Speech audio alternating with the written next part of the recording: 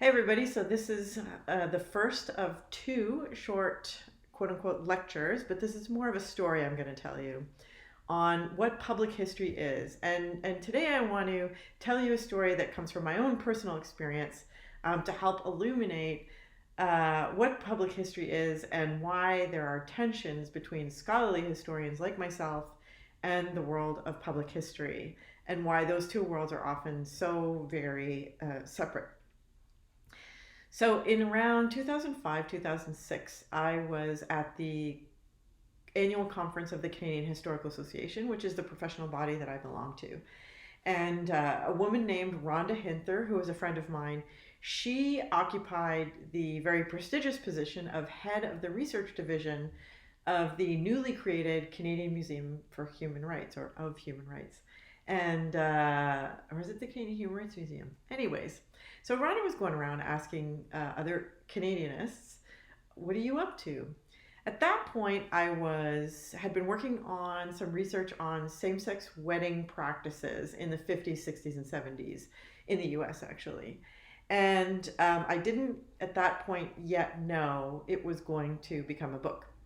In any case, I told her, well, I'm doing this research on same-sex marriage, and in fact, there's a really fascinating case based in Winnipeg, and Winnipeg is where the museum was going to be built, and of course, the museum is now open. And I would love to do an exhibit based on this research, and so me, along with many, many other Canadians, were each contracted to create what was called a niche. And these niches exist. You can go and see them now. So there's a Canadian hall, and there's a whole bunch of little niches where you can pass through and learn about different aspects of human rights in Canada. And so she asked me, I was hired to propose, what this niche would look like. So what the content would be, what kinds of images and objects that you could have in it, right? Because it's a museum. And so I wanted to make it really interesting and an opportunity for people to learn something really new. And what most people at that time, and I would say still today, don't realize is the issue of same-sex marriage was actually the subject of debate in the queer community. So let me explain what I mean. In the broader society, right, when you talk about the same-sex marriage debate, most people would think about religious conservatives opposing same-sex marriage or marriage equality versus those who supported it. So that when you talk about the debate, that's usually what people think about. But in fact, within the queer community, there was also a debate. Most people don't know about that. So why would equal rights be a debate? Well, it's quite simple, actually. So the gay liberation movement was founded on a critique of hierarchical, patriarchal, capitalist societies.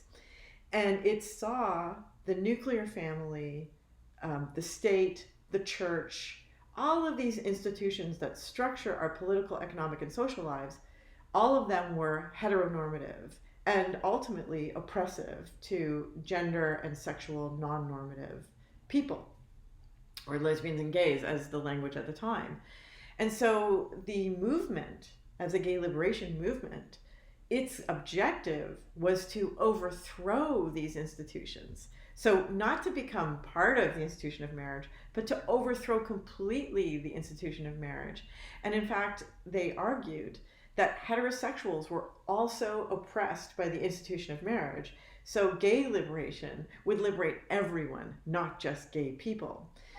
So that was the 70s, but there are still a lot of people who hold that point of view. And in fact, feminists, whether they're straight, gay, or bi, or something else entirely, a lot of feminists have the same view of marriage, although emphasizing not the sexuality part of it, but the gender normativity part of it.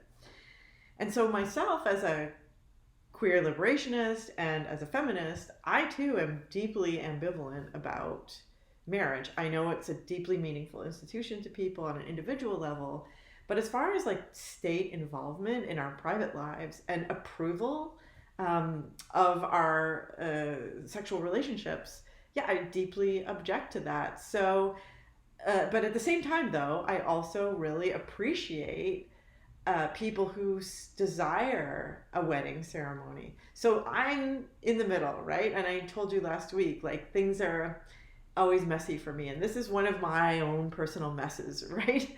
I'm in the gray zone on this issue. Well, I'm not. I'm actually kind of black and white. I'm both black and white. I'm not gray about it at all.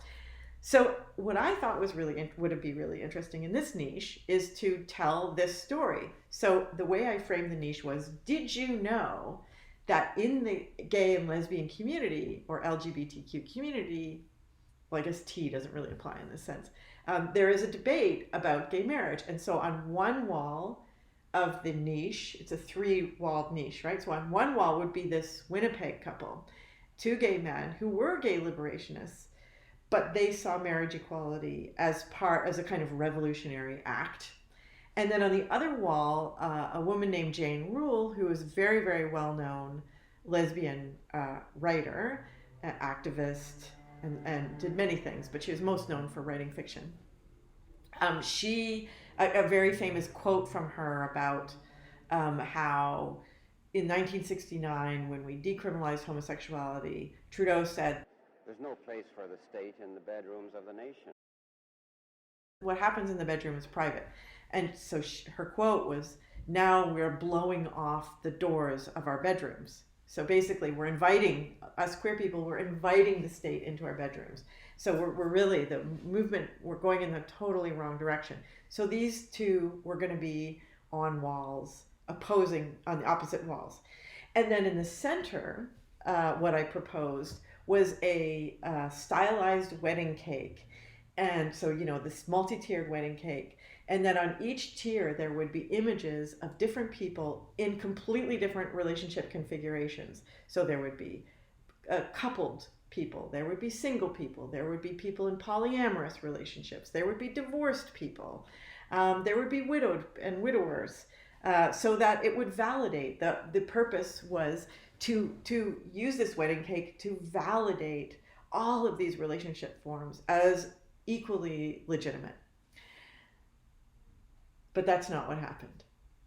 So what ended up happening was, by the time my proposal made its way through all the various levels of the museum's administrative structure, what was finally produced was quite different. So I want you to pay attention to this, because this is what's important. And in some ways, it's representative not just of the difference between public history and scholarly history, but also it illustrates the tension between the two. What they did was, on the one wall with the gay male couple that fought for the right to marry, they kept that. But on the opposite wall, they put an Indigenous couple who, with some kind of statement about how glad they were to be able to marry each other. They kept the idea of the wedding cake, but every single image in that wedding cake is of a gay couple, gay or lesbian couple. And then the statement is not, did you know there was a debate in the lesbian and gay community about this? The statement is, Canada is one of the first nations in the world to make same-sex marriage legal. So I want you to take a minute to think about that. What is the difference between what I proposed and what eventually was put in? So there's more than one difference, but I want you to think about what was, and here's what might help you. What was my objective in my proposal, and what was their objective in what ultimately got approved and put up? Now, I'll tell you one more story I know about another niche. And I know this because a woman named Karen Busby, who's a scholar, I think at University of Manitoba or the University of Winnipeg, she published an article looking into these niches at the museum. And so she wrote about this, and that's how I know about this. Very interestingly, the person who had been hired to create the niche on refugees, what their statement was When refugees arrive in Canada, they face a series of challenges. And then the niche explained the various challenges, like, and I don't remember what they were, but like, you know, getting financially settled, getting a job, their credentials being recognized, finding housing, you know, all those kinds of things, right? Interesting. So now we know a little bit more about the refugee experience, right? By the time the actual niche was created, what it actually says, and if you go to the museum today, this is what you'll see. What it says is something along these lines. I'm paraphrasing. Canada has been a safe haven for refugees around the globe for decades, or since World War II, something like that. So what is the difference between the objective of the person who proposed the niche and what eventually was the text provided in the niche? What is the difference? And then finally, can you see any continuity in what's happening between what got proposed and what got produced? Okay, so I want you to think about that.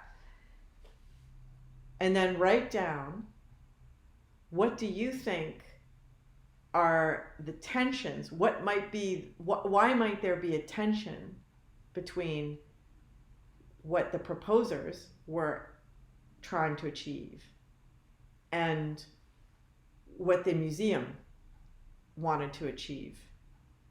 And so why might scholars be critical of public history? Now, this is just one example of a public history institution. There are many forms of public history. So I don't want to suggest that this is representative of all public history, but it is representative of a lot of it. So that's why I think this is a story worth telling you.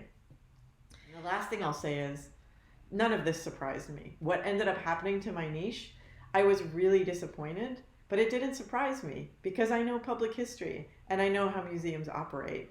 They're very, very conservative institutions. So as crushed and disappointed as I was, the truth is, I wasn't surprised. Okay, so please take some time to think about those questions that I've put to you, and I want you to have answers for yourself before you go on to the next video. Or audio. You can do this by video or audio, whatever you prefer.